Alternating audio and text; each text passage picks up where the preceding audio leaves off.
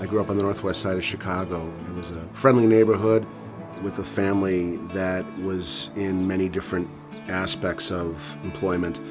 Going through high school, graduating high school, working in fast food, I didn't know what I wanted to do for a living. I didn't know what I wanted to do when I grew up.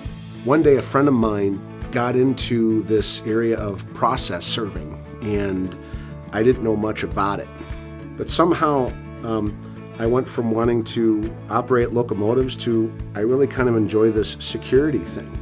And over that period of time, I realized it was probably good to one day want to start up my own business. After finally realizing that this is probably the field I wanted to work in, I looked back at all the years I've been doing this since late 1999 all the way now to the 2000s, and I made the decision that this is the direction I wanted to go. I didn't always want to operate under another company. I wanted to start my own company, and then that's kind of where I just made the decision in early 2020 to just go for it and put it all out there. So one of the things I do is I look back on where I've come from and where I am today, and I've always thought to myself, let's approach people differently. One of the main things that we do here is process serving. From the time we get a document into our office, we have it on the street quickly. And anyone that works for us has this understanding that we treat people with compassion, respect, dignity, whether you and I think that they deserve it or not.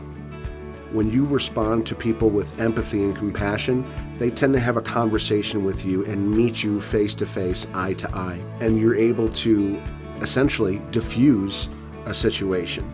So there have been compliments where people have actually called the law firms and said, this guy you just sent to my house, thank you. We also do surveillance, witness statements, skip tracing, criminal background checks, and asset searches. I get asked frequently, where does the name Gazelle Process Investigations come from?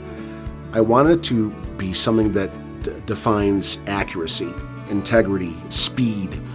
We want to be the source that people go to that they can trust and help you bring that closure.